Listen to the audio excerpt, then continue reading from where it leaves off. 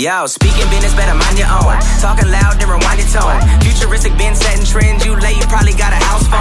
Nerd rap with the money track. Put the whole city on my back. Take a lot of cats around the world. If you act up, you ain't coming back. Alright guys, today we have 5 goalkeeper tells brought to you by professional goalkeeper Tyler Beck. But first, GOLUREMI'S coming.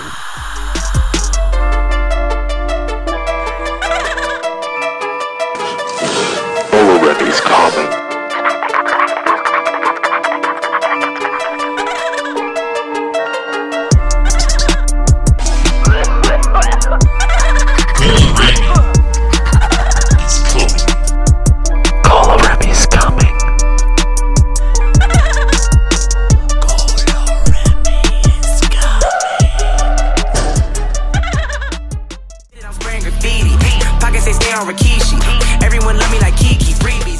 So the easiest way for us keepers to get a read on where you're shooting is how your shoulders are lined up. And as you can see in these shots with Will, each time he shoots to the right, his shoulders are lined up to the right. Each time he shoots to his left, the shoulders are lined up to the left.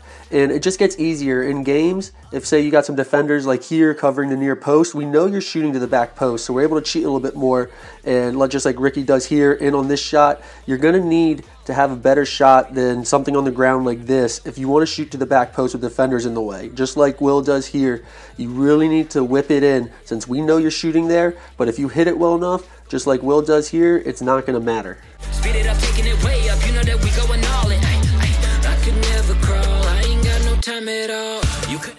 So as a striker, you guys have to recognize that in 1v1s, you are at the advantage. As a goalkeeper, our main job is just to try to take advantage of your mistakes. And the best way for you to cut down these mistakes is to be decisive with the ball and knowing what you're supposed to do in specific situations. So here, if you find yourself with a ton of space running full speed at the keeper, this would have been a great chance for the striker to take a big touch to the left and just blow by Ricky. It's very hard for us to track back in that situation because you're moving at full speed while we're standing still, and he probably would have had an open goal instead of heading straight towards Ricky, the goalkeeper, and making it for a very tough scoring opportunity. Also, the chips are going to be open on these breakaways. Keeper's high off their line, especially if the ball's bouncing like it is here for Brandon. The chip's going to be open. It's a very clever finish. And if you get these one-on-one chances and the meg's not open, you got to shoot high. When you shoot low, the keeper's going to be going low most of the time, and it's going to make it for these saves. But here's the flip side of the coin where the keeper stays high. That's when the meg's going to open up, which Brandon recognized very well here. So most of the times, keepers though, we are going to go low. It's just the way they're taught. We know that most strikers are going to shoot low because they don't have the confidence for all these little chips that Will's doing here. It's just the way that we're taught to play, and it gets very tough once you realize that a striker can chip it too. You start second guessing yourself a little bit, and it creates for these mistakes where you end up just sitting on your butt watching the ball go over your head. Too late, time to level up and buy it all. Need to go play, put me in it, you know I'm a ball. I can never crawl, I ain't got no time. So another aspect of the game where a lot of strikers miss out on a lot of scoring opportunities is not getting on the keeper's front side on crosses. So here's a good example. Corner kick from me.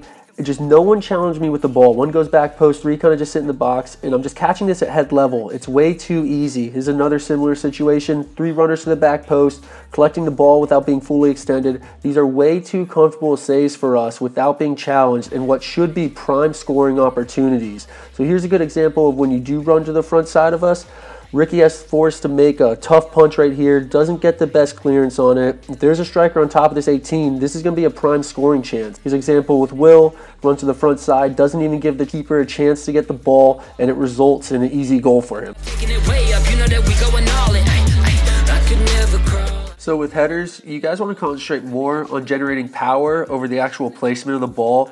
Since headers in general are very difficult for us to get a read on, we're really just relying on our reaction times. So when you go for the placement, like in these 2 clips here, it just gives Ricky that extra time to be able to react to the ball. Since you're not getting as much power on it as possible, we're able to make these diving saves. We're able to just get that extra step that we need. Where you go for straight power, you can see the keeper in this, he can't even move. Like the ball's hit and he's already sunk just because going power, get it on target, put it down, force us to make a save. And then there are times for placement, like with Brandon here, say you're on the back post, getting power in it's not really gonna be possible. Maybe the keeper's off his line a bit and you can go for the chip. So placement is an option at times, but in general, you wanna concentrate on generating power.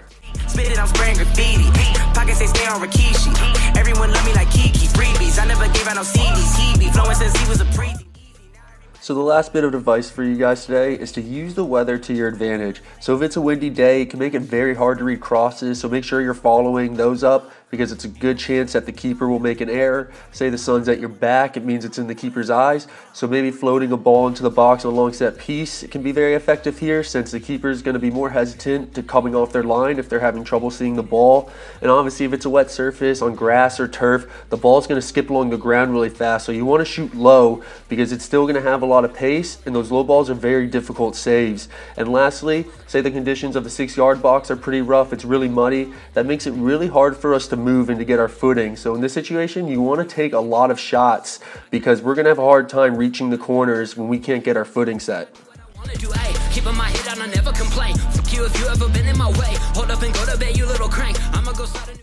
Alright guys, thank you guys for watching. Make sure to like, comment, subscribe. Big shout out to Tyler Back, our pro goalkeeper here at GOLUREMI'S. He is one of the best people I've ever met in my entire life. He is knowledgeable not just in soccer or football, he knows about everything in life.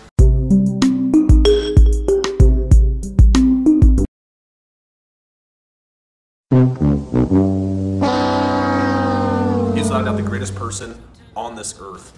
Make sure to strive to be like Tyler Back. He is the definition of perfection. So I'll just leave it at that. Make sure to keep watching our videos. Make sure to subscribe. Make sure to hit that notification bell.